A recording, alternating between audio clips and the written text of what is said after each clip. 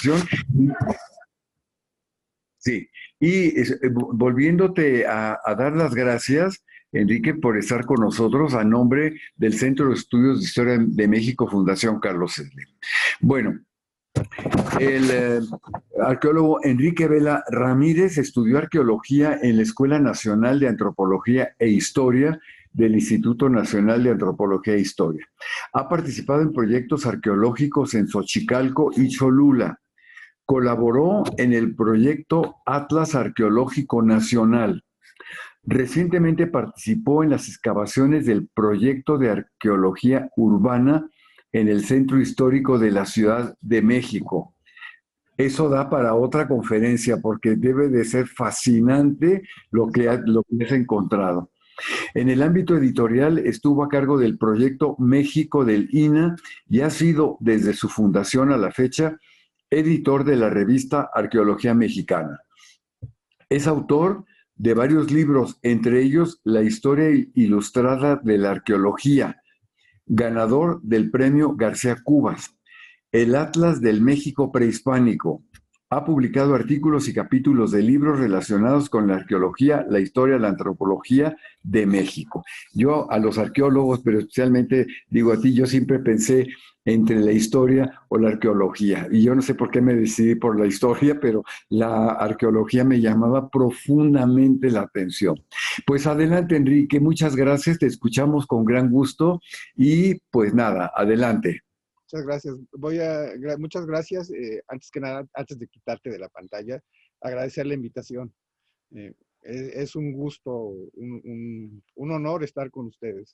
Y sobre todo, muchas gracias. ahora que he visto las pláticas previas, pues, como dicen por ahí, traen nivel.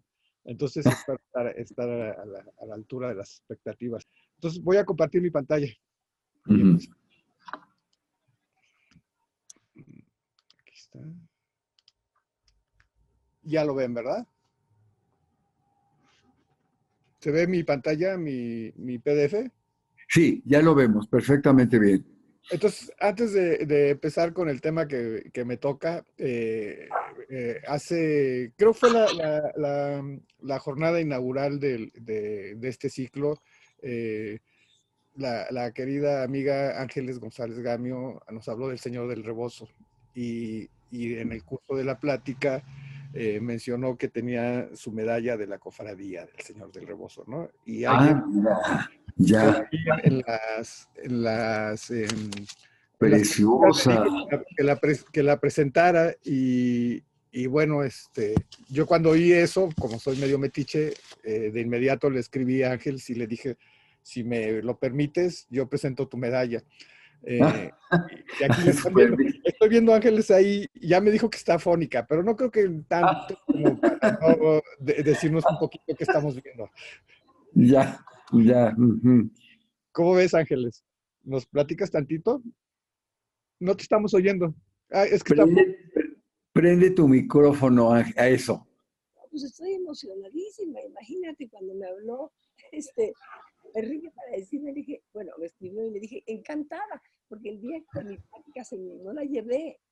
Y se me hace tan interesante esto de la cofradía del Señor del Rebozo, ¿no? Que creó el padre Julián Pablo Fernández hace como alrededor de 20 años en el templo de Santo Domingo, donde era prior, y pues con la idea de, bueno, de apoyar la institución de esta imagen maravillosa y eso, todo, ¿no? Y de esta costumbre de poder llevarle un rebozo para agradecerle dones o milagros.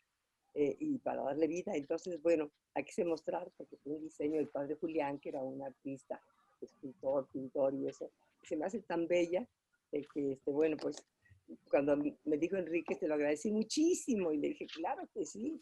De hecho, qué enorme es. Qué bien. Óyeme. Esa de Enrique, la verdad que mucho le agradezco. No, con nada que agradecer. Una de las personas que asiste, que se llama Emma García, dice que es especialista en joyería y que agradece enormemente la imagen del Señor del Rebozo. Me da mucho gusto. Gracias. Bueno, he hecho el anuncio parroquial con todo gusto. eh, vamos a platicarles, ¿no? Ay, ¿esto cómo vamos a hacer que camine? Ahí está. Bueno, ya el doctor Manuel me hizo el honor de presentarme, entonces ahí vamos, ¿no? Eh, me invitaron a hablarles de la Virgen de los Remedios. Hay vírgenes de los remedios pues, hay en muchos templos están dedicados específicamente a ella. Pero decidí hablarles de la Virgen de los Remedios, la que está en el Santuario de los Remedios, que es ahora Basílica. Ahí en Naucalpan, ahorita platicábamos antes de empezar la charla que está en el municipio de Naucalpan, en un cerro, y ahorita les voy, ya me estoy haciendo bolas. Esto que están viendo es de lo que va a tratar la plática, y un poco lo hago porque tiendo a hacerme bolas y empezar a hablar de lo último al principio. Entonces, les digo de qué va a tratar. Va a estar enfocada en la Virgen de los Remedios, en el Santuario de los Remedios en el que está en Naucalpan. Ahorita vamos a ir a ver a lo largo de la plática por qué decidí eso, dejar de lado otras presencias de la Virgen, por ejemplo en Cholula, que es muy importante, eh, eh, porque esta tiene una historia que explica todas las otras presencias y porque ayuda a entender el fenómeno de las devociones marianas en México, ¿no? Entonces, ahorita vamos a hablar un poquito de cuáles son las devociones marianas, algo que llamé la Virgen de la Conquista, porque esa es la esencia de la presencia de la Señora de los Remedios en México, viene con los conquistadores. Eh, Les voy a platicar un poco de la Noche Triste y qué tiene que ver ese evento con la ubicación del santuario, con el surgimiento del santuario de ahí, un poco del santuario de los remedios. Eh, Como toda historia que involucra las tradiciones religiosas, o sea, no solo las cristianas, sino de cualquier cultura, son historias entreveradas, ¿no? Por un lado se van dando las creencias que la gente va desarrollando, que nosotros vamos creando, pues un conjunto de creencias, una manera de ver el mundo, y por otro lado hechos históricos. Entonces, pero en el caso de la Virgen de los Remedios, eso es muy patente. Ahorita vamos a ver por qué. Entonces, les voy a hablar un poco de los asuntos históricos, de lo que sabemos, de lo que hay documentos, así como fe, de cosas que pasaron, y luego ya la cosa mágica, el prodigio, el portento de la aparición de la Virgen, ¿no? Eh, un poquito les voy como soy arqueólogo, no puedo dejar esa maña, les voy a hablar un poquito de la relación que tiene el asunto del Santuario de los Remedios con lo arqueológico, porque yo creo que un poco o mucho la intención de estas pláticas es dar a conocer en general el tema y un poco aclarar pues equívocos, ¿no? Concepciones erróneas y sobre la Virgen de los Remedios, la de Naucalpan, se dicen cosas que a lo mejor son tan exactas y quiero aprovechar el momento para aclararlas. Vamos a ver un poquito el asunto de las peregrinaciones de la Virgen.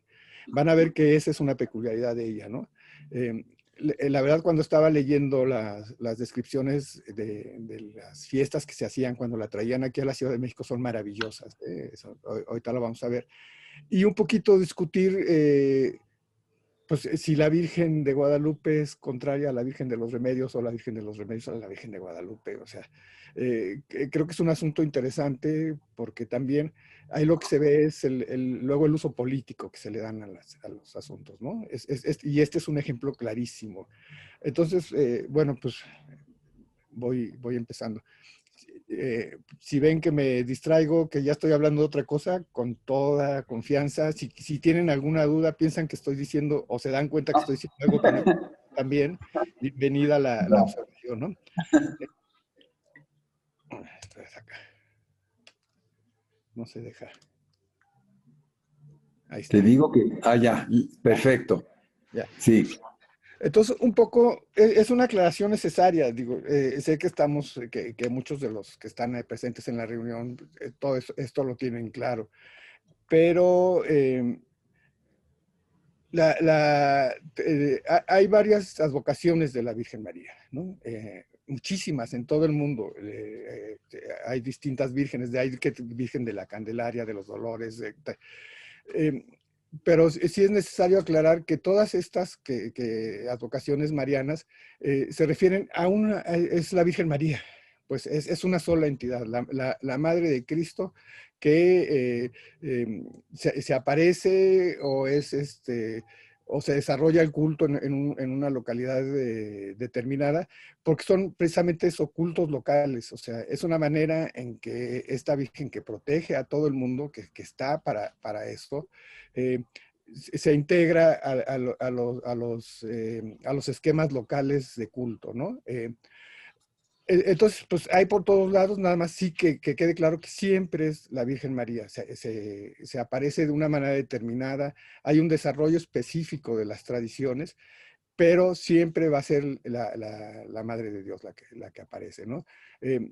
Y así está representada, hablando en el caso de México, pues en todas las iglesias tienen una representación de la Virgen María en alguna de sus advocaciones, ¿no? Y relacionadas con el asunto de la Virgen de los Remedios, que es una de las primeras vírgenes que tenemos, si no es que la primera, eso los guadalupanos lo discuten. Eh, eh, es la primera virgen que tenemos en México propiamente, ¿no? La Virgen de los Remedios, pero hay otras de su corte, pues, o sea, del mismo tipo de culto local, ¿no? Que tienen que ver con la formación del México, o sea, de cómo nos vamos integrando como nación, ¿no?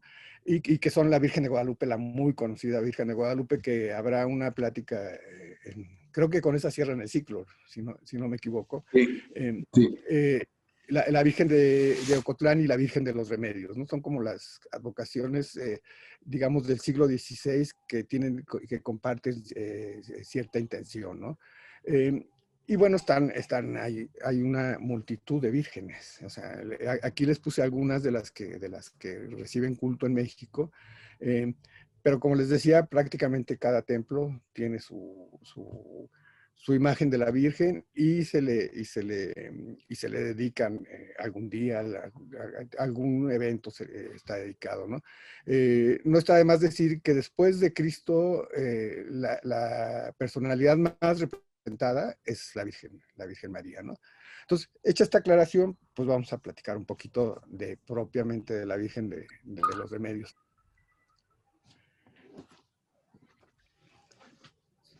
Sí, le puse aquí con toda intención la Virgen de la Conquista porque hay la tradición de que la Virgen de los Remedios es la Virgen que llega con los conquistadores españoles. Eh, por qué digo la tradición? Porque bueno, a ver, retomo. La Virgen de los Remedios llega con los conquistadores españoles. Eso es un hecho, ¿no? Lo menciona Cortés, lo menciona Andrés de Tapia, lo dice Bernal Díaz del Castillo, que traen consigo una imagen de la Virgen. No son explícitos en decir que es la Virgen de los Remedios, dicen que es la Virgen María, pero como transcurre todo y lo que se va diciendo después, podemos francamente deducir que la que traen es la vocación que ellos a la que le están rindiendo culto y la que quieren que los acompañen es la Virgen de los Remedios. Esto se explica no solo por la procedencia de los conquistadores que vienen de regiones en que la Virgen de los Remedios en España se le rendía culto, sino porque la Virgen de los Remedios de las vírgenes es una que está asociada a los hechos militares, ¿no? Está, eh, está no sé cómo decirlo, bajo el patrocinio de la Orden de la Merced, de los Trinitarios, que son los que buscan proteger el Santo Sepulcro y todo eso, ¿no? Entonces, bueno, eso es lo que sabemos, que traen una imagen, o sea, como es lógico suponer, traen una imagen de la Virgen que los va a acompañar a lo largo de todo lo que va pasando. Pero hay una tradición que se expresa aquí y allá y a cada rato, aunque no lo dicen explícitamente estos cronistas, de que la Virgen la trae un soldado, Juan Rodríguez de Villafuerte, a que dice la tradición también, se cuenta, que había recibido una imagen de la Virgen de los Remedios, una pequeña estatua hecha de madera, de su hermano, quien había sido soldado en la guerra de Nápoles, y como lo había protegido bien, y cuando supo que venía a América, y todo el que venía a América, pues venía a este tipo de empresas de conquista, de esas aventuras militares, le dio la estatua para que la trajera con él y lo protegiera y lo ayudara. Entonces, era la estatua que traían los conquistadores. Yo supongo que no era la única. O sea, si había uno de los soldados podía cargar en este caso Juan Rodríguez de Villafuerte, podría traer su propia estatuilla y andar en todo el asunto, pues me imagino que otros igualmente devotos deben de haber traído la suya, y que incluso en su papel de funcionario regente de la expedición, Cortés debió haber traído la suya, pero la tradición es bonita.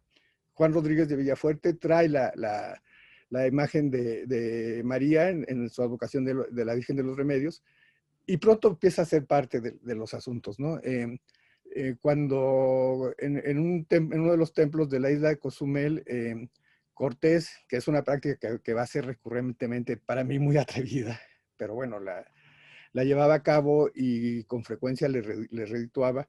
Cuando manda a retirar de uno de los templos de Cozumel los ídolos que tenían, las estatuillas de los dioses de los grupos locales, y ponen la imagen, dice la crónica, ponen una cruz y la imagen de la Virgen, ¿no? Y entonces la imagen preside la primera misa que se da en América, ¿no? En México, perdón. Normalmente como se trata de ir un poquito aclarando cosas, van a escuchar que la primera misa fue en Veracruz y que ahí se puso la imagen de los remedios. No, pero se empezaron a hacer misas desde el principio. Traigo esta colación porque esta se hace en el contexto de sustituir a los antiguos, a los dioses vigentes por los que estaban llegando, ¿no? En este caso, Cristo y la Virgen María. Y bueno, es lo que vemos aquí, estas recreaciones fantásticas de la época que ilustran, esta creo que ilustra una edición de López de Gómara, donde se ve cómo están quitando los ídolos con cara de romanos, o sea que es muy, muy peculiar. Y van a poner las imágenes, ¿no? Lo mismo sucede cuando hacen misa después de la batalla de Centla en Tabasco, que siempre hacían misa pues era parte del asunto, ¿no? Agradecer a Dios el apoyo y todo esto. Por cierto, en Tabasco se funda Santa María de la Victoria, que al final es la Virgen de los Remedios, Santa María de la Victoria. De hecho, el primer santuario que está en Naucalpan, donde ahora está la basílica, en los primeros documentos, en los mapas más antiguos, aparece como Santa María de la Victoria, el asunto, ¿no? Entonces, y quiero pasar y no pasa. Ahí está. Bueno, y vienen con la imagen, cuenta Bernal Díaz del Castillo, Cortés, López de Gómara, que cuando están en Tenochtitlan, ya ven que Cortés se apodera de Moctezuma y empieza como a tomar distintas decisiones, ¿no? Una de ellas es que le pide que esa idea de que estaban horrorizados por los sacrificios y la idolatría y todo esto. Y entonces le pide que poner en el Templo Mayor la imagen de la Virgen María, y en una referencia que no termino de tener todo clara, y San Sebastián. Yo no sé, de repente me apareció San Sebastián y ya estaba puesto ahí, ¿no? Y ponen la imagen en el Templo Mayor,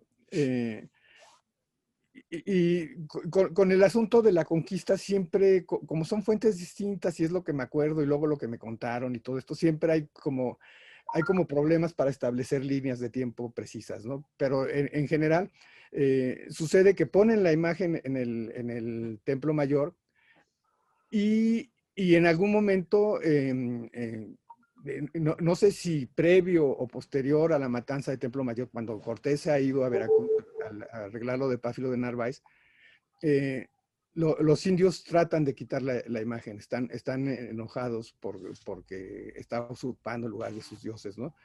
Y tratan de retirar la imagen. La versión más creíble es que es cuando Cortés se ha ido a ver lo de Pánfilo de Narváez a Veracruz y tratan de quitar la imagen, pero la imagen no la pueden levantar. Se niega a ser removida de su lugar, o sea, van entre varios a tratar de levantarla y nomás no se puede, ¿no? Por ahí un arqueólogo que le gusta echar a perder estas atmósferas fantásticas que hay alrededor de la conquista y de las tradiciones religiosas, dice que porque estaba clavada y que los mexicas no conocían los clavos, o sea, una explicación medio rara, ¿no? También la van a oír mucho por ahí, pero no. El hecho portentoso es que la imagen se niega a ser removida, e incluso alguna fuente dice que se les pegaban los brazos a quienes querían hacerlo, ¿no? Y este intento de remover la imagen habría sido uno de los argumentos que usó Pedro de Alvarado para justificar la matanza de Tosca, ¿no? Torquemada, que es una fuente tardía, que ocupa mucho de lo que está en las fuentes más conocidas como Durán y Sagún y todo eso, pero que tiene sus propias fuentes de información, cuenta que también con ocasión de que pusieron la imagen en el Templo Mayor, en algún momento Cortés quita las estatuas de los dioses que estaban ahí, que sabemos que eran Huitzilopochtli y Tlaloc, ¿no? Entonces se deshacen de ellas y queda nada más la imagen de la Virgen María y el otro santo. Aquí ya no dicen que es San Sebastián, sino que es una cruz. Y, y, y a los mexicas eso no les gusta, o sea, es obvio, no les gusta.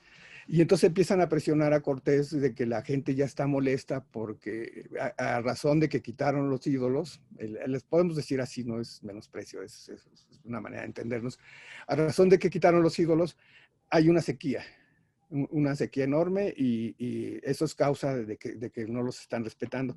Entonces Cortés les dice que no, que van a pedirle a la Virgen que resuelva esa situación y al otro día llueve como debe de llover, ¿no? Aquí lo curioso es que esa debe ser precisamente una de las advocaciones de la Virgen de los Remedios aquí, que es cuando hay sequía se le pide que propicie las lluvias, ¿no? Entonces, en ese relato de Torquemada está clarito el asunto, ¿no? Luego, ¿qué sucede? Que ya cuando van pues Cortés llega de Veracruz, se encuentra con la situación como está, lo bien sabido por todos, ¿no? Muere Moctezuma, lo matan, matan a Moctezuma, ya es insostenible estar ahí, están rodeados por los soldados mexicas, por los guerreros mexicas, y van a irse, ¿no? Preparan la huida de la famosa Noche Triste, hoy de manera desafortunada llamada Noche de la Victoria, ¿no? Preparan la huida y entre las cosas que se cuentan es que se preocupan de rescatar a la imagen de la Virgen, ¿no? Y entonces quiere la tradición que fue Juan Rodríguez de Villafuerte, o sea, el mismo que la andaba prestando para que la ocuparan en nombre del ejército, el que va y la trae, ¿no? Aquí también hay una especie de contradicciones porque el propio Bernal Díaz del Castillo dice que están preocupados porque la imagen ya no está y que como se la habían encargado a Moctezuma, Moctezuma la debe de haber guardado y todo eso, pero la imagen, como buena imagen divina, aparece después, ¿no? Eso no es mayor problema. Les pongo esta imagen de un enconchado, que son estos relatos ya de la época del virreinato, que son fabulosos, donde se cuentan todo lo que sucedió durante la conquista, porque aquí se ve al soldado, vamos a creer nosotros que a Juan Rodríguez de Villafuerte, yendo a rescatar a la imagen de la Virgen, que si la alcanzan a ver, ahí está dibujadita arriba. Es una curiosidad este relato, ¿no? y bueno, se van con la Virgen, ¿no? En la huida de la Noche Triste, que es un hecho fundamental para explicar luego la presencia precisa que va a tener la Virgen de los Remedios en México, ¿no? Eh, como todos ustedes deben saber bien, bueno, pues se hace toda una estrategia para abandonar la ciudad de noche, para salir por Tacuba, porque era el punto más cercano a tierra firme, el que ofrecía las mejores posibilidades de escape. Pero los mexicas, quiere la tradición que una mujer los ve que se van yendo y avisa y salen todos en ese momento y atacan a los españoles. Seguramente los estaban esperando, pero pues vamos a quedarnos con los relatos, ¿no? Porque siempre como que le ponen un poquito de sal al asunto, ¿no? Y entonces, bueno, en la huida, la batalla es terrible, los españoles pierden, o sea, sufren pérdidas tremendas, algunos son muertos por los mexicas, otros, esto siempre me gusta contarlo, perecen por su ambición, porque Cortés se da cuenta que no se puede llevar todo lo que han copiado, todo lo que de lo que se han hecho y decide dejar alguna parte ahí, pero se permite, o los soldados, no tampoco lo tenemos claro, se permiten ir a recogerlo y cuentan, llenan sus alforjas de objetos, ¿no? Y entonces son los que con el peso son los que perecen en el fondo del lago, ¿no? Eh, Hablando de cosas arqueológicas, a principios de los años 80 se excavó en lo que ahora son oficinas del Banco de México, me parece, de Hacienda, en Avenida Hidalgo, en la Ciudad de México. Y al hacer las exploraciones apareció un tejo de oro, que uno ve las representaciones en los códices y se ve el indígena sacando el tejo de oro del fondo del canal, o sea que llevaban muchos, ¿no? Y eso fue lo que empezaron ellos a rescatar. El tejo es un oro fundido, pues, con un tamaño determinado y un peso determinado, o sea, como un lingotito, pues. Y apareció en las excavaciones así, imagínense la excavación para hacer los cimientos de ese edificio, en lo que eran los canales cercanos a la calzada de Tacuba, y apareció el tejo de oro, ¿no? Esa es una muestra arqueológica de los hechos de la Noche Triste, ¿no? Bueno, pierden, cuenta, aquí aparece otra vuelta, se cuenta que en algunas de las escaramuzas, pues los mexicas superan en número, la oportunidad, el mejor conocimiento del terreno, todo eso los hace estar tomando ventajas sobre Cortés y sus aliados indios, o sea, que también ahí había aliados indios. Entonces, uno de los relatos, una de las tradiciones dice que en algunas de las escaramuzas, cuando les están ganando claramente a los españoles, se aparece Santiago, el famoso Santiago, que apareció en las batallas de Centla, que les decía hace rato, a raíz de las cuales se funda Santa María de la Victoria, que Santiago es una figura muy importante porque es el santo que protege a los combatientes, ¿no? A los combatientes españoles. Es de hecho Santiago Matamoros, porque con frecuencia es quien, bajo cuyo manto están los que están combatiendo en España a los moros, ¿no? Y llega a América, o sea, se aparece en América. Bernal Díaz del Castillo lo vio cómo los ayudaba a ganar una batalla. Y también aquí en La Noche Triste aparece Santiago Matamoros, pero aparece la Virgen de los Remedios, que aparece ayudando a los españoles en la batalla.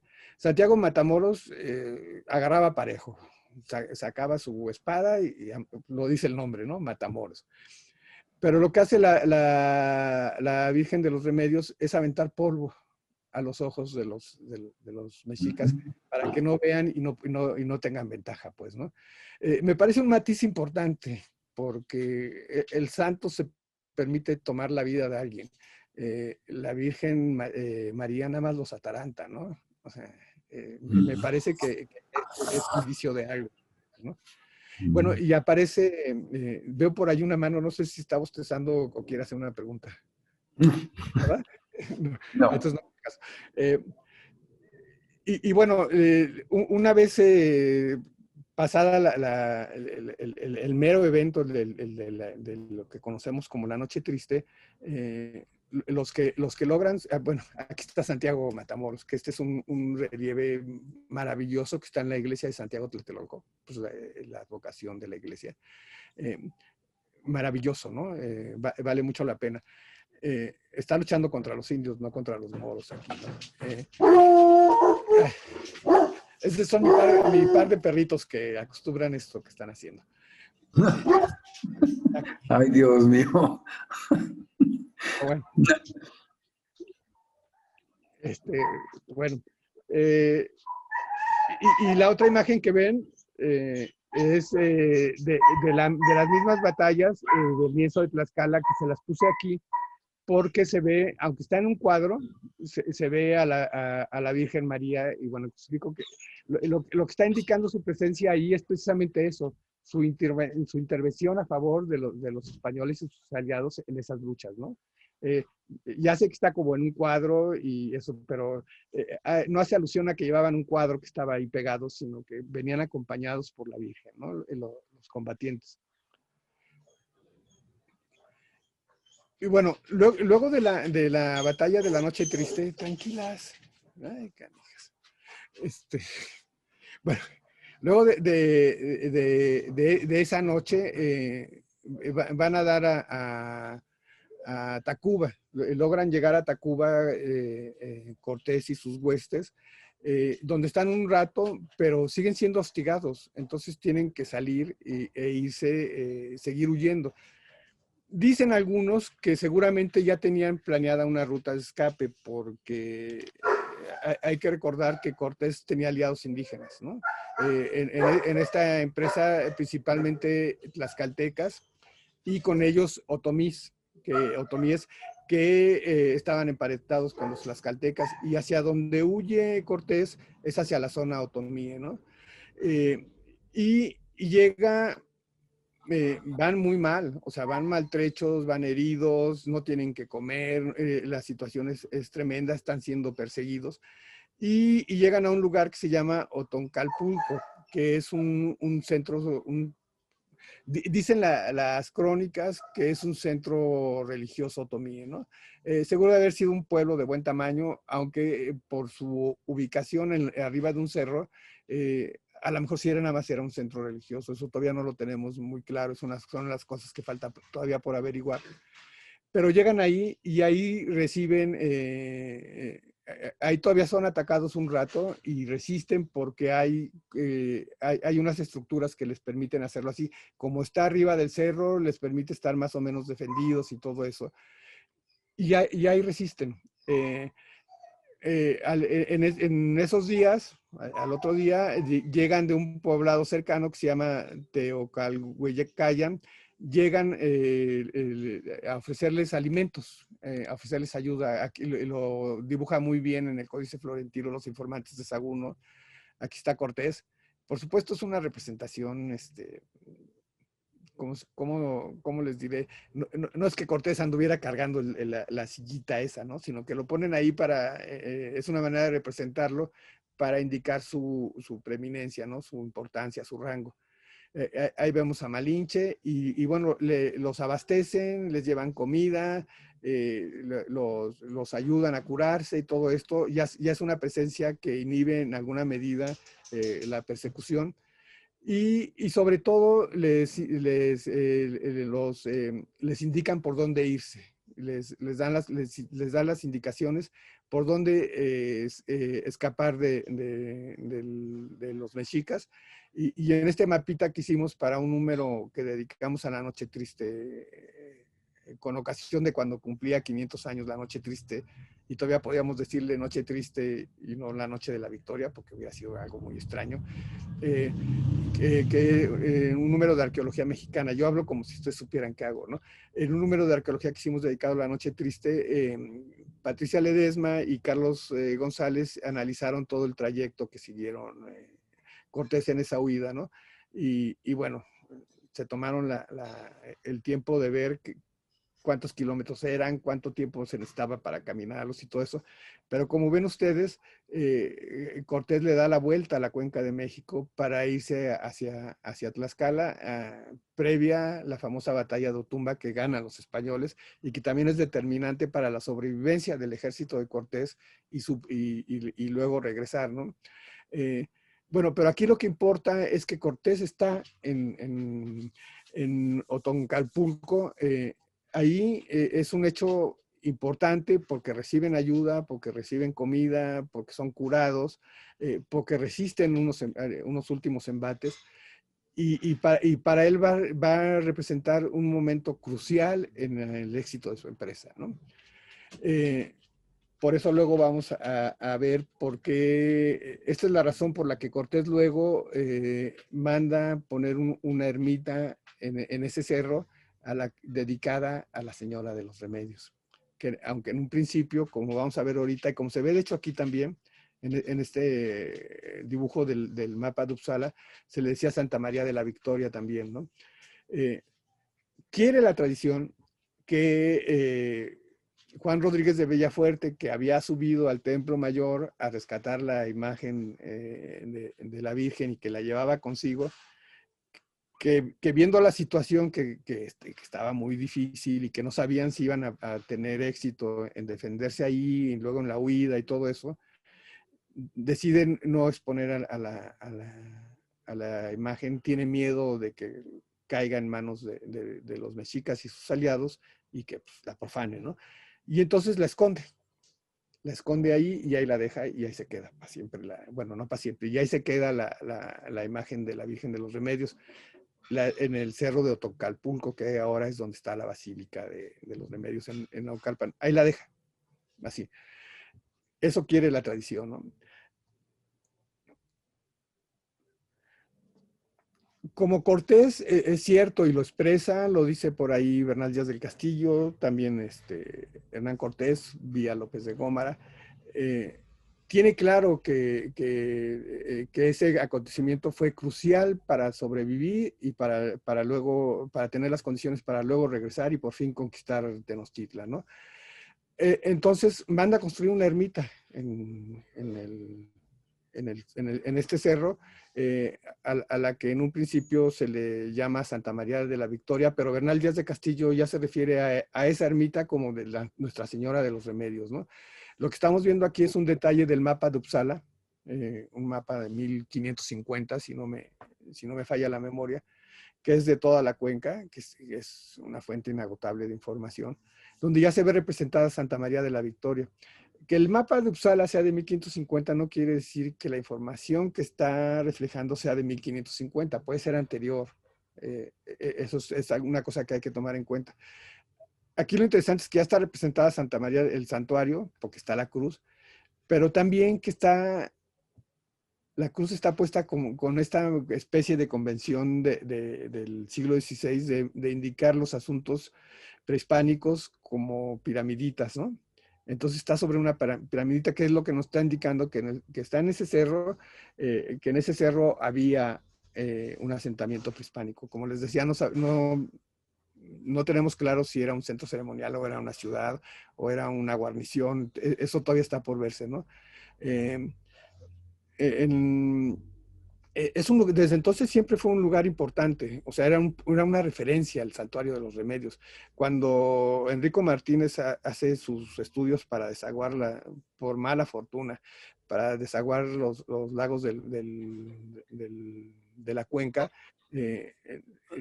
una de las referencias que tiene es precisamente el Santuario de los Remedios, ¿no? Y este otro mapa me parece que donde también se ve a los remedios, como ven, es una referencia importante. Se dibuja la iglesia de buen tamaño y como se ve, pues está en el cerro, así, allá, ¿no? Hay algunas comunidades otomíes sobre todo, aunque también aguas en los alrededores, pero es el punto del paisaje más prominente, ¿no?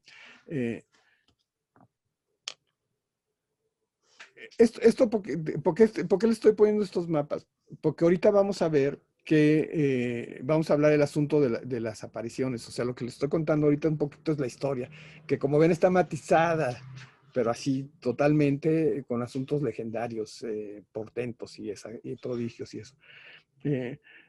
Por cierto, durante la batalla, no sé si se los dije, pero si no se los dije, mejor se los digo, de siempre se me va el nombre, de Otoncalpulco, como Acapulco, Otoncalpulco, vuelve a aparecer la Virgen de los Remedios y otra vuelta avienta tierra a los ojos de los atacantes, ¿no? Vuelve a ayudar a ganar la batalla. Ese es otro de los factores que hay que tomar en cuenta.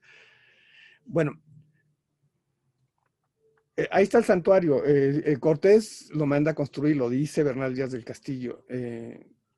Si nos atenemos a las tradiciones que vamos a ver ahorita, el santuario se empezaría a construir muy rápido después de 1540, muy rápido. Ahorita vamos a ver cuál es la tradición.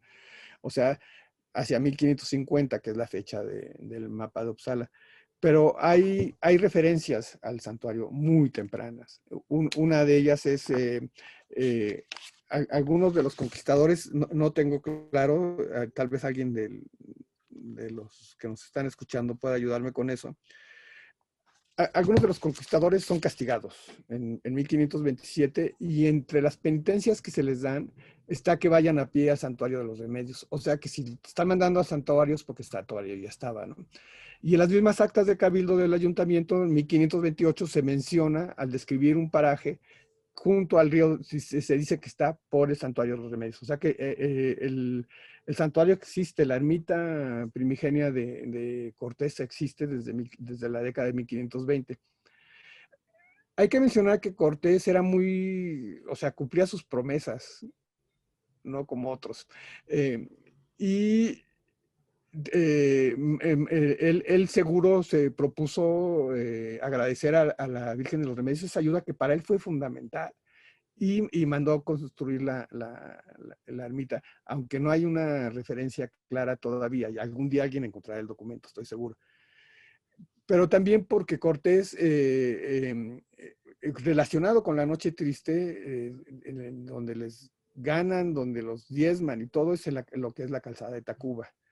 Y él pone allí en la calzada de Tacuba la iglesia de San Hipólito, que se celebra el 13 de agosto, que es el día que por fin conquistan Tenochtitlan. Y lo hace para agradecer la victoria sobre los mexicas, ¿no? Entonces, de hecho, en los traslados de la Virgen de los Remedios, una de las paradas, con significado, porque tenía varias paradas, pero una de las importantes era justo en la iglesia de San Hipólito. Son templos hermanados en la intención, pues, de agradecer la ayuda en una victoria, ¿no? Entonces, ahí están los datos, digamos, históricos de que el santuario existía, de que las constancias del culto a la Virgen de los Remedios. Alguien me decía, no he encontrado la referencia, pero confío en quien me lo dijo, que en alguna de las restauraciones de la imagen que está en la basílica, vieron que la hechura no es propiamente, que sí es una hechura que es de tradición europea, ¿no? Que todo indica que es una estatua. Si la trajo Juan Rodríguez de Villafuerte o no es la que él traía, es otra, es una estatua de cuño antiguo europea, ¿no? La que está en el Santuario de los Remedios. Por cierto, no es la única. Hay una que se conoce como la Conquistadora, que se veneraba en Puebla, y que arguían los poblanos, que son muy dados a yo soy primero y todo eso. Arguían que era la que había llegado con Cortés y que Cortés, como habían sido los tlaxcaltecas, Tlaxcala y Puebla, aunque no les gusten, es lo mismo. Y como los tlaxcaltecas habían dado gran ayuda a Cortés, Cortés les había hecho, aquí está la estatua, ¿no? Es de ustedes.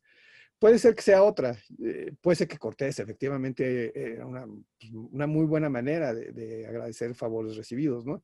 Pero bueno, había esa otra veneración a la Virgen de los Remedios en este contexto de ayudante, de apoyo fundamental en la conquista, ¿no? La de Puebla, conocida como la Conquistadora. Bueno, hasta aquí esto, pero a este asunto de que la Virgen la trajo un conquistador español que los acompañó en la conquista, que fue fundamental en la sobrevivencia de la empresa y que la dejó ahí depositada un conquistador. eh, pues había un culto, sí, sí atraía gente. En algún momento también temprano la Ciudad de México, no tan temprano como los 1520, pero ahorita les doy la fecha exacta. La Ciudad de México se hace cargo del Santuario de los Remedios, o sea, lo pone bajo lo administra. El ayuntamiento de la Ciudad de México la iglesia queda bajo el patrocinio del Ayuntamiento de la Ciudad de México, que va a decidir sobre eso. Eso va a dar lugar luego a pleitos políticos que son tan comunes, ¿no? De que, ¿por qué mandaste a los padres de esta orden y no a los de esta orden? Y quejas por acá y por allá. Pero bueno, es un santuario importante siempre. Pero hacia finales del siglo, por ahí de los 1590 y eso, ya es una iglesia importante. Y se dice que está decorada con escenas que tienen que ver con el asunto de la Virgen, ¿no? Con la historia de por qué está la Virgen ahí, se le está rindiendo culto ahí. Son pinturas que a mí no me queda claro si son pinturas que estaban en las paredes, como se acostumbraba en muchas iglesias de aquel entonces, o son cuadros, no me queda claro. Pero el fraile Luis de Cisneros, que es el autor de la portada que estamos viendo aquí, que cualquier cosa que vean de la Virgen de los Remedios les va a aparecer esta misma portada con el sello y todo. Nadie tiene otro. Él dice que vio estas pinturas desaparecidas y que ahí cuentan lo que nos cuenta él, ¿no? Que es que en 1540 un indio, curiosamente dice indio cacique, o sea que es un indígena de la élite, de la élite, el llamado Juan de Águila, dice aquí en la imagen, en la estampa que estamos viendo, Juan Tobar también se conoce. Pues de repente, literalmente, la Virgen le habla, ¿no? Él cuando va caminando por ahí, oye que la Virgen le habla y todo esto.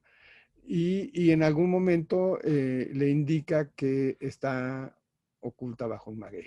Y entonces él va, les estoy contando mi versión de la historia, con sus matices. Entonces él acude a donde le ha dicho la Virgen que está escondida y encuentra la estatuilla que ahora se venera. Y se la lleva a su casa. Ah, no, a ver, espérame, ya me hice bolas. Este Juan, sí, este Juan Tobar trabaja en la construcción de la iglesia de Tacuba y un día sufre un accidente.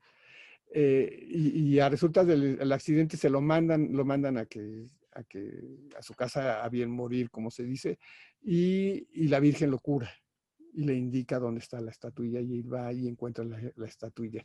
Y este es el prodigio de la Virgen, ¿no? Está diciendo, aquí estoy y ven y yo te voy a cuidar y todo esto. Y Juan se la lleva a su casa y ahí la tiene en su casa. Aquí todas las versiones son confusas, ¿no? Unas dicen que dura 12 años en la casa de Juan de Tobar, otra que un año, entonces no se sabe bien. Pero el asunto central es que él la lleva a su casa y ahí la tiene. Y la habla. A Gemelli de Carriere, un viajero del siglo XVII, cuando visita el Santuario de los Remedios, le enseñan la jícara en que Juan Tobar daba de beber a la Virgen, ¿no? También es muy bonito. Y ahí la tiene, pero la Virgen se va, se le escapa y cuando la busca, la vuelve a encontrar donde estaba en el maguey, ¿no? Y eso le sucede varias veces. que está sucediendo eso, que como les digo, las versiones son contradictorias, ¿no? Entonces la Virgen tiene esa costumbre, que por cierto es una costumbre que tienen todas las vírgenes aparecidas en el mundo. Hay una versión de una virgen de un pueblo de España, que la historia es la siguiente. Cuando está la guerra con los moros, a uno de los del pueblo le da miedo que maltraten a la Virgen, a una estatuita de la Virgen de los Remedios que tiene, y la esconde en un pozo. Y ahí se queda, hasta que años después, ya que ha pasado todo el asunto de la Reconquista y eso, alguien oye una voz en el pozo y se asoma y ve la estatuita y la recoge y se la lleva a su casa. Y la Virgen, ¿qué creen que hace?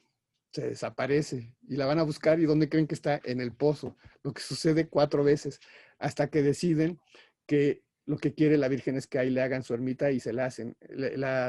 La semejanza con la historia de Juan Tobar es total, es asombrosa, ¿no? Pero bueno, Juan Tobar, la Virgen se le está yendo. Hay una de las versiones que dice que pronto empieza a tener prestigio porque es milagrosa. Y entonces van a la casa de Juan a verla, a visitarla, a pedirle cosas. Y de repente la casa no tiene las maneras de tener a la Virgen ahí, y le hacen una construcción cerca de la casa y ahí la ponen. Y la Virgen sigue yéndose. Hay un encargado ya pues de la iglesia, podríamos decir, que entre sus funciones, que la de barrer, limpiar, atender a los peregrinos y todo eso, tiene la de ir a buscar a la Virgen cada que se desaparece, ¿no? Tiene un esclavo africano que le ayuda a eso, a ir a traer a la Virgen. Y entonces Juan Tobar de repente pues se le pega la peste, ¿sí?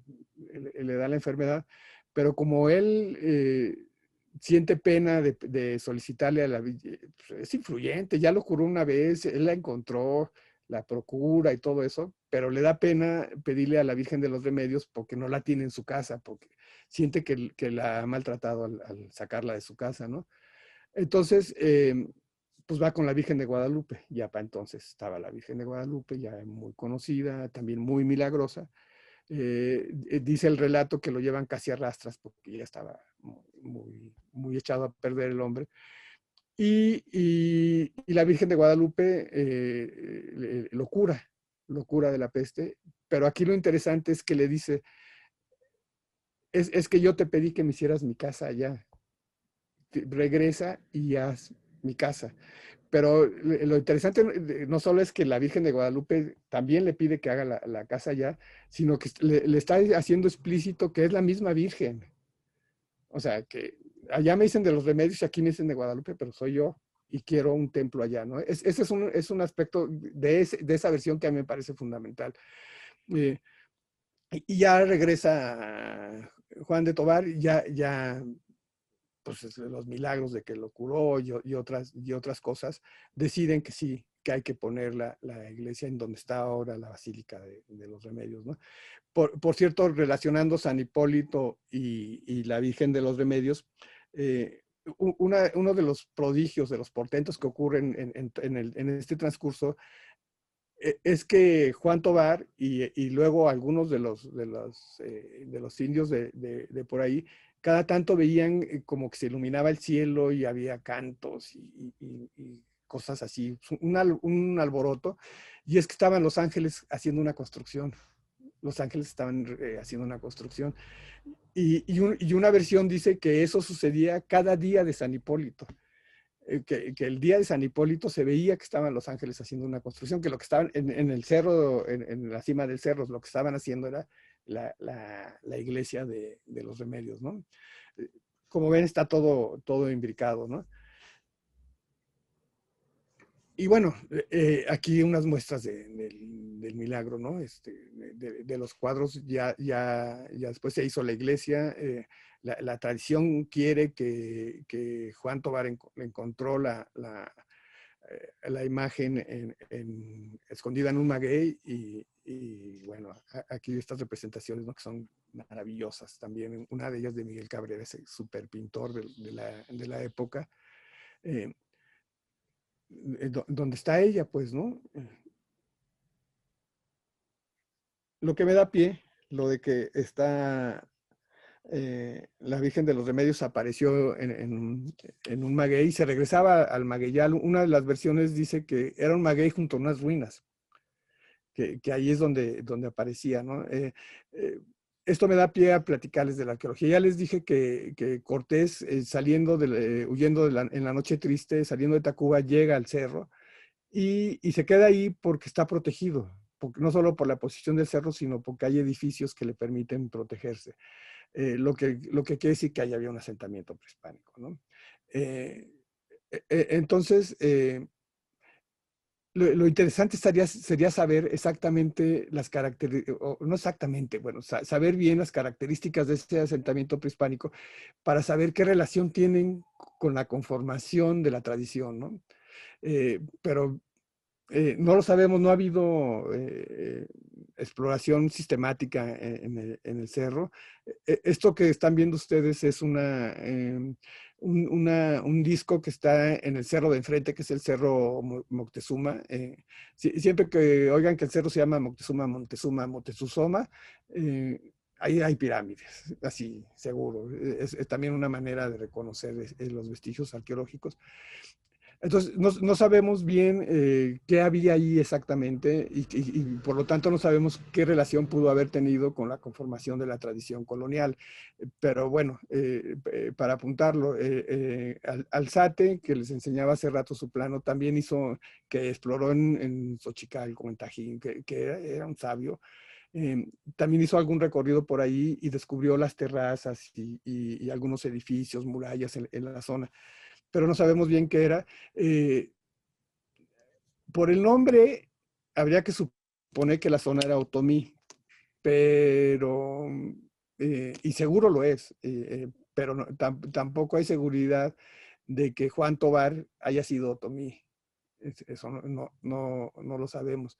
Eh, ¿Por qué le estoy diciendo esto de los otomís? Porque para los otomís el maguey es una planta fundamental. O sea, es sustento, es abrigo, de ahí sacan pulque, buena parte de la cosmovisión otomí, que comparte mucho con las otras culturas mesoamericanas, como todas, pero sus peculiaridades están relacionadas con el asunto lunar, con el otro lado, pues, eh, son un pueblo distinto en muchas cosas, y el maguey es fundamental para ellos, ¿no? Entonces, hablando de cosas que van a oír y que tomen con cuidado, es en función de eso, de que es posible que sean otomíes, que el maguey es tan importante para los otomíes. Se dice que por eso se recurre a poner, que la tradición quiera que esté escondida en un maguey la imagen de los remedios.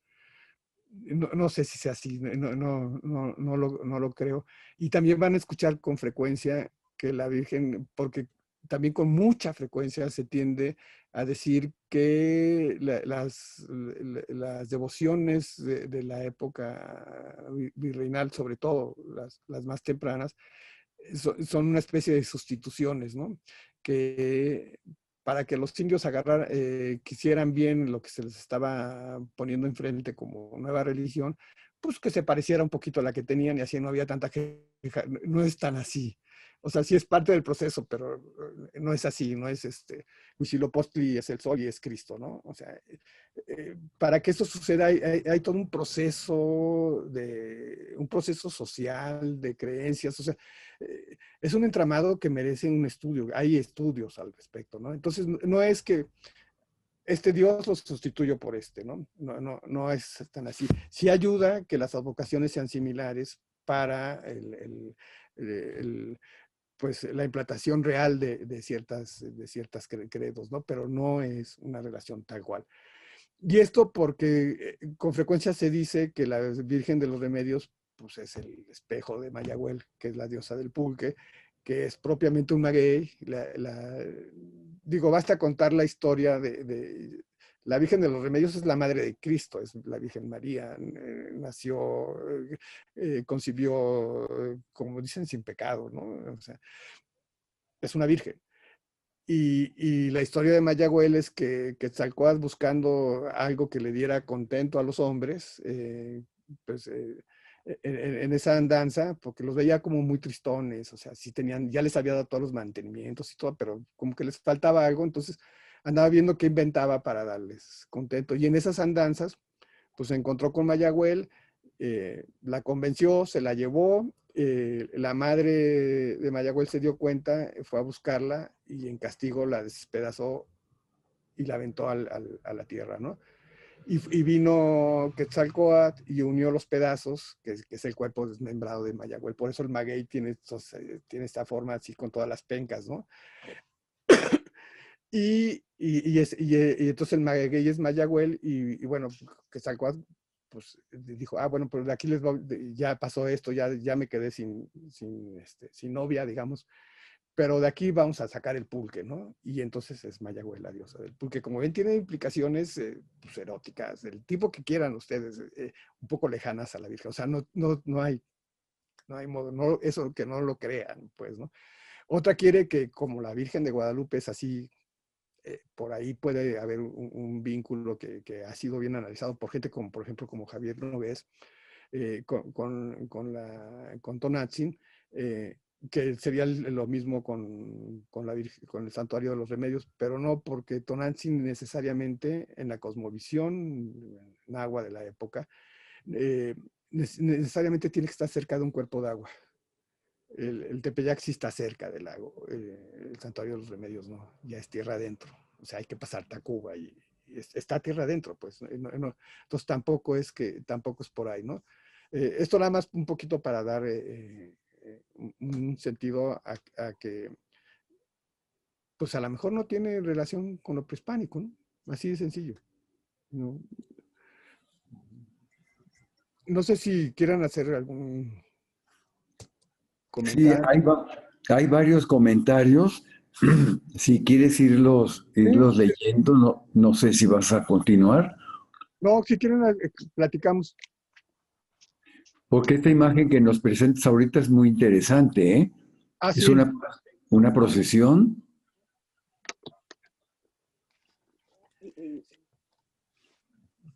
porque una vez que el ayuntamiento se hace cargo de la Virgen, a ver, José Luis, platícanos qué quieres preguntarme o comentar. José Luis Curiel, prende tu micrófono. No, es que no le da. Bueno, Ya creo que ya.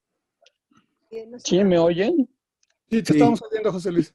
Lo que pasa es que estoy en un teléfono celular, pero buenos Ah, días a todos y me da muchísimo gusto y felicidades por la plática. ujú. Yo escribí un librito que se llama La Mesa de Hernán Cortés y obviamente me fui fijando en dónde comió y cuáles fueron las actividades gastronómicas de Hernán Cortés. Y lo primero que me llamó la atención es que, bueno, en la crónica de Bernal Díaz siempre hay una crítica a López de Gómara. En ese sentido, él dice que todo lo que narra Gómara son mentiras, eso del salto de Alvarado con la garrocha y todo eso. Y también eso era una noche triste que pues no existió, sino que fue un día, o más bien una noche de mucha alegría, porque llegaron a un paraje que no era Popotla precisamente, sino más allá, que lo relaciona con los remedios, y donde, pues vamos a decir, como venían todos hambrientos, heridos y demás, entonces se dio cuenta Cortés que venía un caballo herido, y entonces lo mandó matar, y entonces se hizo una cena con la carne del caballo. ¿Por qué? Porque estaban muy contentos de que habían encontrado a 3 mujeres que se les había perdido.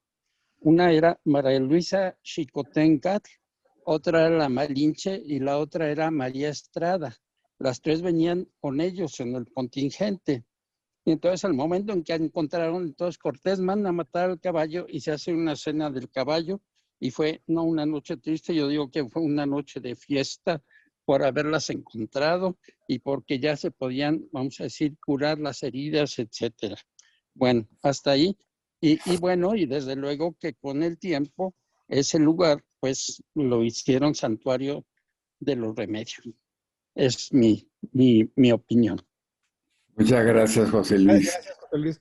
Mira, justo en esta imagen del Florentino que les presentaba, el evento fundamental es que les dan de comer, que les llevan comida, es lo que eh, el Florentino es una fuente indígena, lo que expresa es la visión de los mexicas, y lo que está expresando es que lo importante, o sea, el auxilio real que podías dar era alimentar.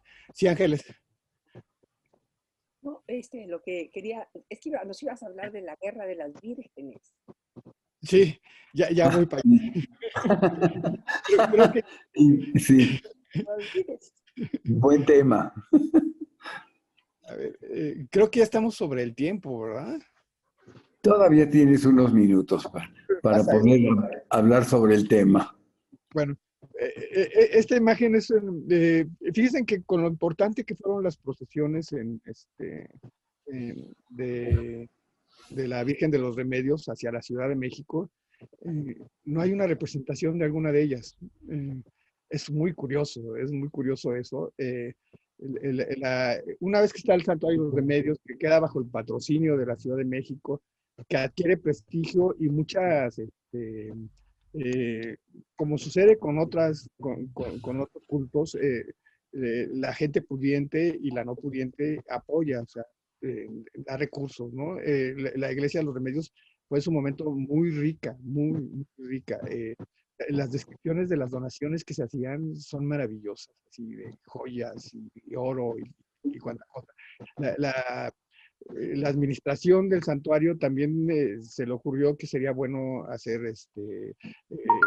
eh, cuando, esto no te lo dije, pero ahorita lo saco a colación, cuando la Virgen cura a Juan Tobar de su accidente, lo hace dándole una cinta que se tiene que ceñir y en ese momento se cura de los golpes, del golpe que recibió, ¿no?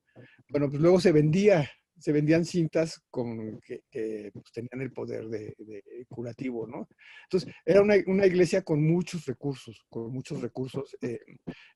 como les digo, se le regalaban a la imagen, ahorita vamos a ver cómo la visten de distintas maneras, vestuarios suntuosos, ¿no? Gemelli Carrieri, que visitó el santuario a finales del 17, dice que nada más lo abrían 2 horas al día porque les daba miedo que entraran a robarse todos los tesoros que tenía ahí, de esa opulencia tenía, ¿no? Entonces, las procesiones, pues, iban acordes a eso. Pero no hay representaciones de las procesiones, pero esta debe haber sido muy similar, esta que estamos viendo que es de la Señora de Loreto, que es la Virgen de María, ¿no? La cosa de las procesiones desde el Santuario de los Remedios a la catedral, la imagen era traída a la catedral, o sea, no la llevaban a cualquier lado, era a la catedral y ahí permanecía en la catedral, pues duraban un día, salían desde temprano y llegaban en la noche acá porque, bueno, aparte del trayecto, iban haciendo paradas. Entonces, y un rito muy bien establecido, o sea, el, el ayuntamiento tenía que solicitar a las autoridades de la iglesia que mandaran a la Virgen, a la que hay que decirlo, era traída en procesión cada vez que había problemas. Como buenos hijos con la madre, siempre recurre uno a ella, nada más cuando tiene problemas, ¿no? Entonces, ¿cuáles eran los problemas que se le pedían resolver a la Virgen? Pues la falta de lluvias, que como vimos está desde la primera ocasión en el Templo Mayor, ¿no? Que traiga lluvias, aliviar las pestes, las enfermedades en momentos de conflicto así, procurar que la corona tuviera éxito en batallas, o sea, cuando hubiera algún conflicto militar. Entonces, esas eran las razones por las que se traía a la Virgen en procesión. Había que pedir permiso a la iglesia, esta lo autorizaba y siempre se hacía el juramento de que iba a regresar. O sea, tenía que regresar una vez pasado el novenario, porque no se la fueran a quedar. De todos modos, hubo una ocasión que se quedó aquí cerca de 3 años, cuando famoso de 1692, porque entre que les daba miedo sacarla, porque estaba todo la situación como estaba, y que pensaban que también eran como una protección, ¿no? Tenerla aquí. A diferencia, que eso lo voy a abundar ahorita, esa es una de las diferencias de la Virgen de los Remedios con la Virgen de Guadalupe. La Virgen de Guadalupe no sale. Tengo entendido que salió una única ocasión por razón de una peste, que fue la única vez que salió. A la Virgen de Guadalupe se le va a ver, se le visita. La Virgen de los Remedios viene a verte. O sea, son, son complementarias, pues, en cierto sentido, en eso y en muchos aspectos que ahorita vamos a ver, ¿no? Entonces, pero la procesión no es que tomaran a la imagen de la Virgen, que, bueno, la imagen de la Virgen de Loreto es grande, pero hay que imaginarse que la imagen de la Virgen de los Remedios son unos centímetros. Pero no es que la tomaran y te la trajeran, sino que había todo un protocolo, o sea, solo la ponían en una especie de litera de plata, y la cargaban, la única noticia de quiénes la cargaban, en distintos momentos pudieron haber sido distintas órdenes, es cuando la cargaban los franciscanos de San Diego, del convento de San Diego, que lo consideraban un grandísimo honor que les permitieran transportar a la Virgen, ¿no? Entonces, ellos cargaban las andas de la Virgen, a la que se cubría con palios, como el que se ve aquí, que estaba reservado solo para las imágenes religiosas, o sea, para las imágenes divinas, y para el virrey y el rey, si alguna vez hubiese llegado a venir, ¿no? Ellos eran los únicos que podían caminar bajo el palio, y los traían, pero todo el arreglo de la procesión estaba claramente establecido. Se sabía quién debía de ir adelante, quién, como les dijo, quién debería cargar la imagen, quién debería ir atrás, en qué orden cada uno, y eso estaba en función de la jerarquía de los participantes, ¿no? Donadores, autoridades. Muy interesante es que las autoridades de los pueblos indígenas de alrededor tenían un papel prominente en la procesión. Ellos venían viéndola todo el tiempo, ¿no? Yo no sé si exagera Fray Luis de Cisneros, que es el que hace la mejor descripción de la procesión, de todo lo que iba pasando, cuando dice que venían 20,000 personas detrás de la imagen, pero se supone que sí congregaba cualquier cantidad de gente. Iba pasando por pueblos, le iban haciendo fiestas y entraba por Tacuba. Es que eso es muy importante con el culto a la Virgen de los Remedios en el santuario, que Tacuba o sea, no solo era una calzada, pues, o sea, era un eje muy significativo para Tenochtitlan, y lo fue después para la Ciudad de México como Tlalpan, que era Iztapalapa, o sea, estos ejes que llenaban el mundo, ¿no? Y entraba por Tacuba precisamente, pasaba por San Hipólito, como les dije, entre otras cosas. Las descripciones son detalladas. Pasaba por San Hipólito, por San Diego, hacían una parada en la iglesia de la Santa Veracruz, o sea, todo lleno de ritos de incienso, de flores. Las descripciones son maravillosas, o sea, la verdad es que emociona ver que eran cientos de chirimías, dicen ellos, que son estas como trompetitas, ¿no? Que además son súper agudas, ¿no? Como, no sé si trompetas o boes, son estos como alargados. Se repicaban las campanas, se echaban cohetes, se disparaban cañones, la gente gritaba, ofrecían incienso, flores, se hacían arcos que luego se hacían para para recibir presidentes y lo que fuera, estos arcos del triunfo. Era una gran fiesta y la gente se pedía que adornara con telas lujosas sus ventanas y sus puertas, que aquí está, ¿no? Dice con telas de terciopelo, el cronista. Y como llegaba en la noche, como llegaba ya entrada, ya llegando la noche, se les pedía que pusieran velas y eso, que luego alguien hace el cálculo de lo que se gastaba, que era una fortuna, y buena parte era en la cera de las velas que tenían que tener prendidas, y bueno, la catedral reluciente, ¿no? Ese era el asunto de tener aquí a la Virgen que pues venía a remediar los males, ¿no? Pues, a eso. No tengo a la mano el dato, lo debí haber anotado, pero son hasta 1922 eran 75 veces que vino la Virgen. Antes, digamos que en la época de esplendor son menos, pero también son bastantes, son como 17, algo así. Luego, ahorita que pueda ver mis archivos, les doy el dato, porque como está detrás de la presentación, no lo puedo ver. Pero bueno, era una devoción tremenda, muy popular. Como todas las cosas de éxito, pues también había alrededor conflicto político entre la iglesia y las autoridades, entre las propias autoridades, que quién la trae y todo esto, ¿no? Curiosamente, al principio se traía y se quedaba en la catedral todo el tiempo, ahí la gente iba a verla, a hacerle la devoción y todo esto. Pero en algún momento las monjas de clausura, que no, las que no se les permite salir, pues dijeron, y luego, ¿y nosotros a qué horas, no? Entonces se empezó a hacer la costumbre de que estaba un tiempo, unos días en la catedral y se llevaba a visitar distintos templos, ¿no?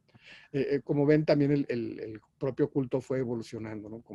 Conforme se requería. Me voy a apurar porque ya estamos sobre el tiempo, ¿no? Esta es una virgencita, está así chiquita, de madera,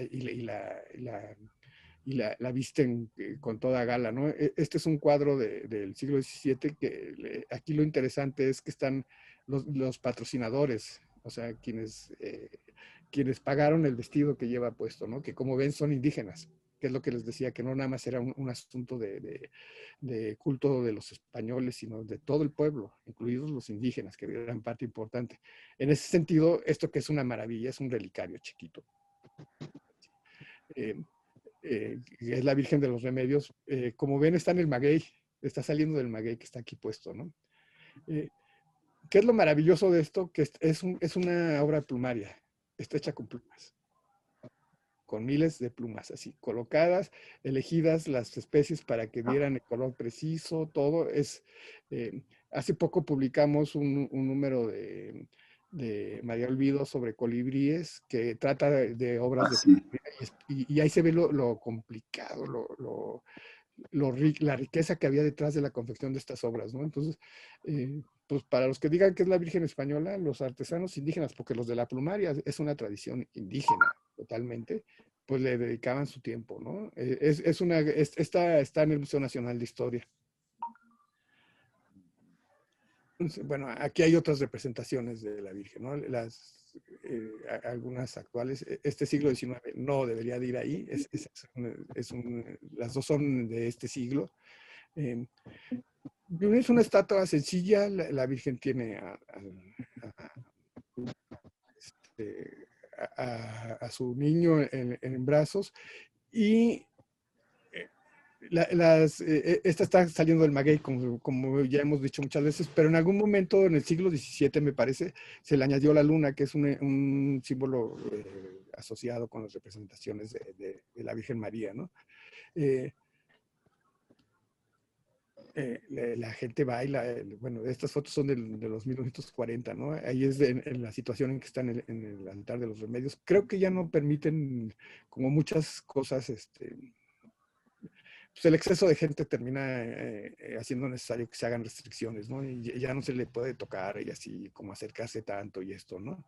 Pero sigue siendo muy venerada, es una imagen muy venerada. Me estoy saltando muchas cosas porque tampoco quiero abusar del tiempo, pero es así como una muestra. Ahí vamos, Ángeles. Entonces, ¿qué sucede? Si se acuerdan, es 1540 y algo cuando se empieza... según la tradición, cuando empiezan con lo de las apariciones y todo eso, pero realmente darse a conocer es hasta finales de siglo, ¿no? Cuando esto que les decía del libro de Luis Cisneros. Eh, y al mismo tiempo que se está generando esta tradición alrededor de la Virgen de los Remedios, que desde siempre se reconoció como la Virgen de los Conquistadores, eh, eh, se está desarrollando la de la Virgen de Guadalupe. Hay que decir que contra la opinión de la Virgen, porque la Virgen le dijo a Juan Tobar, soy yo, quiero también mi casa allá. No le dijo, yo soy la Virgen de Guadalupe y no le hagas caso a la Virgen de los Remedios. No, o sea, eso no.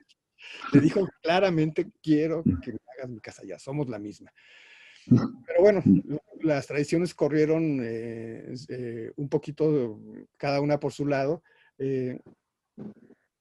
Yo digo que eso está en el propio asunto del desarrollo de tradiciones locales. O sea, los cultos locales en el cristianismo y en cualquier religión tienen como objetivo último satisfacer necesidades locales. O sea, si tú no eres, para dar un ejemplo burdo, si tú no eres agricultor, no necesitas venerar al dios del maíz, que el dios creador te haya dado el maíz. O sea, tu atención está en el de la casa, por decirlo algo, ¿no? O sea, tienes necesidades específicas. Y ese es el asunto de los cultos locales, ¿no? Siendo la Cuenca de México un espacio restringido y bien determinado geográficamente, tenía tradiciones culturales distintas. O sea, no todos eran mexicas.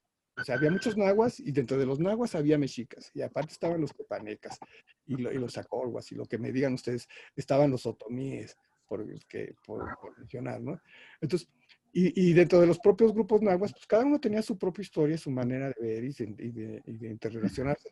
Entonces, no es de extrañar, o sea, la implantación del virreinato no hizo homogénea no hizo homogéneas las instituciones indígenas, o sea, no es que desaparecieran de la noche a la mañana, como nos decían en mi época los libros de historia, que esos traumas son muy difíciles de quitárselos, ¿no?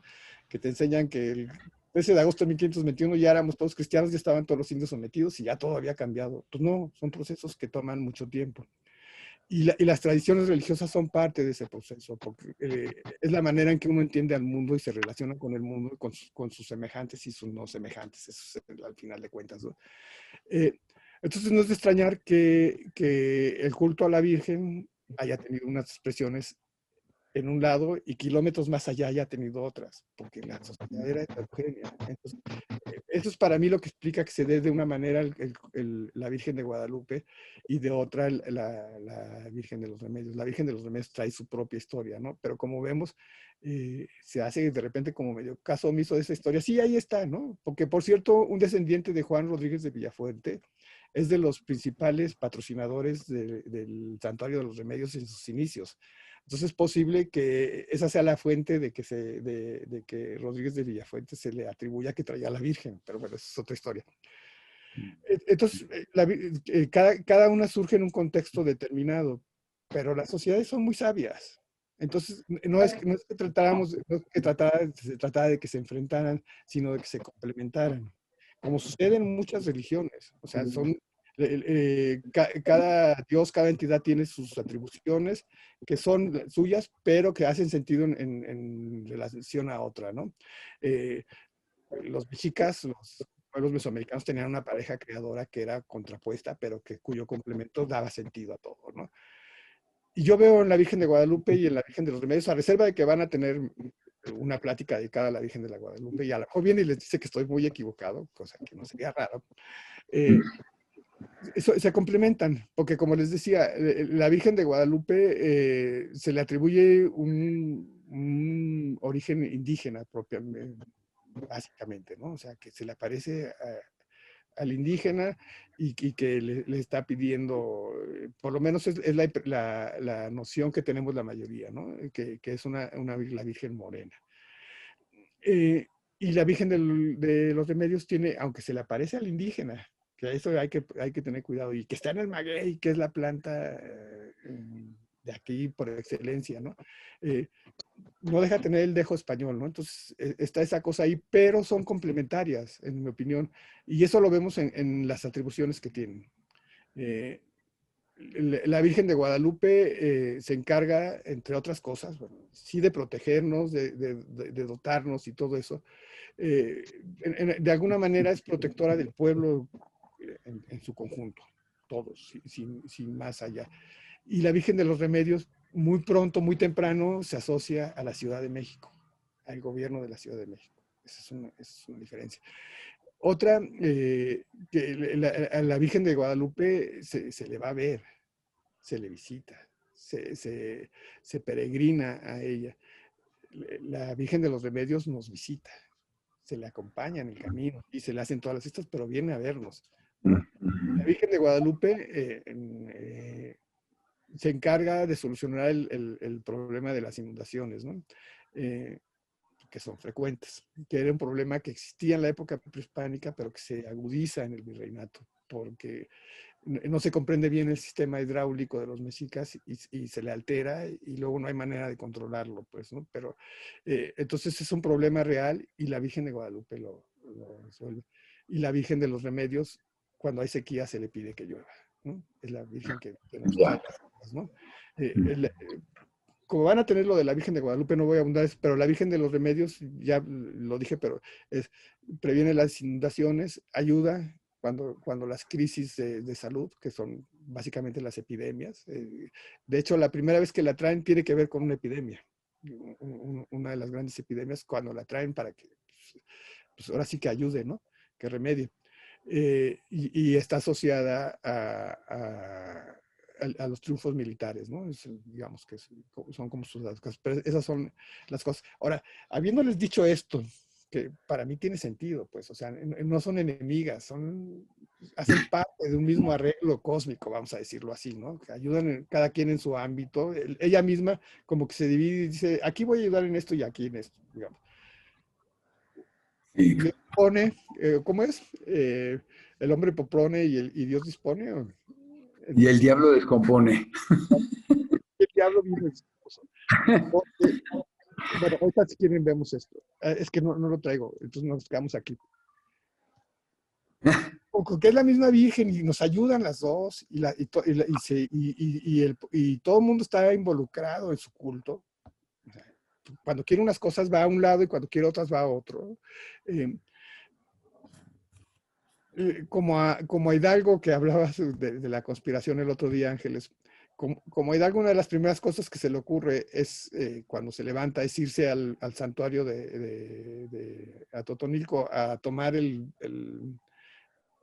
estandarte de la Virgen y lo hace el emblema de los insurgentes.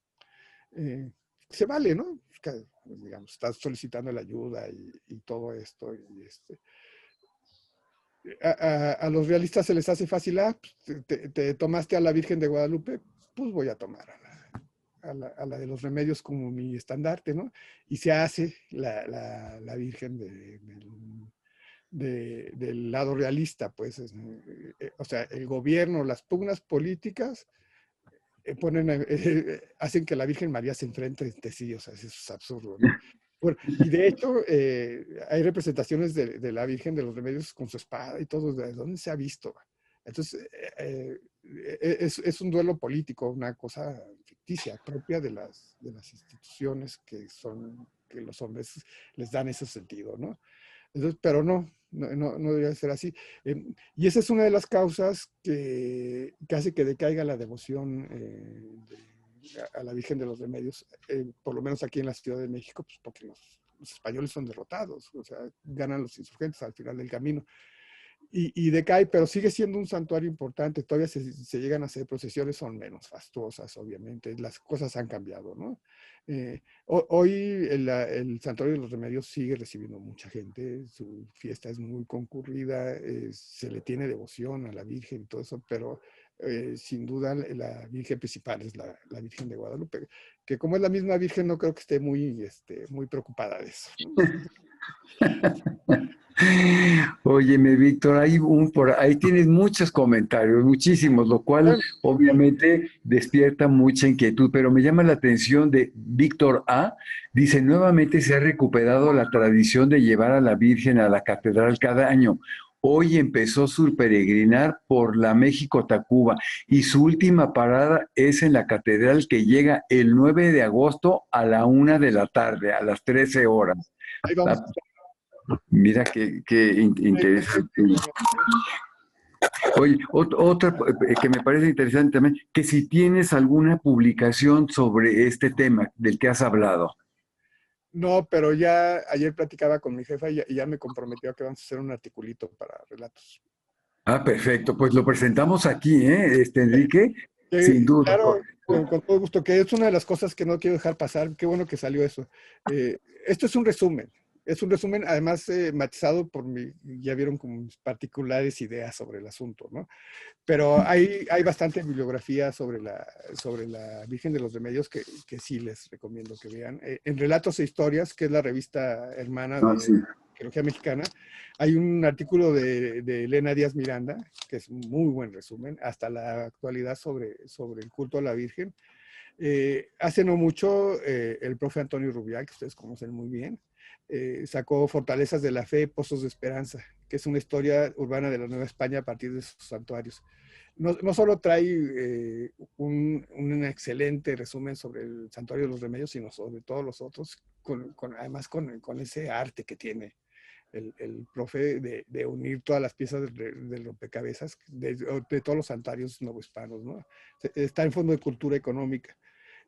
Arturo Montero, un arqueólogo, buen amigo, hizo para la Universidad de Tepeyac un libro, no un librito, un librote, que se llama Cocotzi, Nuestra Señora de los Remedios, donde hace un resumen de todo, con la virtud de que él es como les decía, arqueólogo y arqueoastrónomo, y discute estos asuntos sobre qué tipo de vestigios hay ahí, todo esto, pero sobre todo, que eso hay que discutirlo, pues, pero él propone que el santuario de los remedios, o sea, el cerro propio, no ya el santuario, sino el cerro, era parte de un complejo de observación astronómica que tenía como eje el Templo Mayor, ¿no?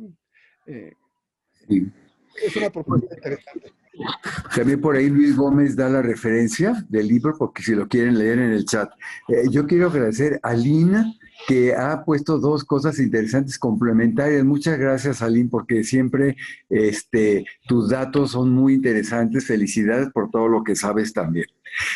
Pues se nos acabó el tiempo, hay muchas, ya te dará tiempo de verlo con toda tranquilidad.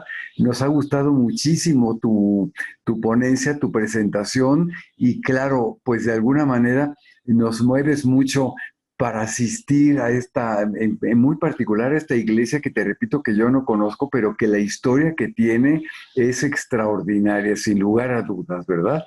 Pues muchas gracias a todos los que nos siguieron. Verónica, como siempre, Verónica Kugel, siempre te mandamos un gran saludo allá en Hidalgo. Y Ángeles, por supuesto, también. Y todos los que nos han acompañado ahora, que llegaste casi a 250 seguidores, lo cual es verdaderamente un triunfo total. Muchas gracias a todos los que nos siguieron, sus comentarios.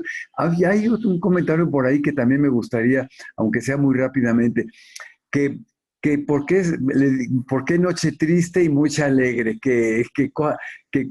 ¿con qué te quedas? A ver, básicamente. Ay, ¿tenemos otra hora?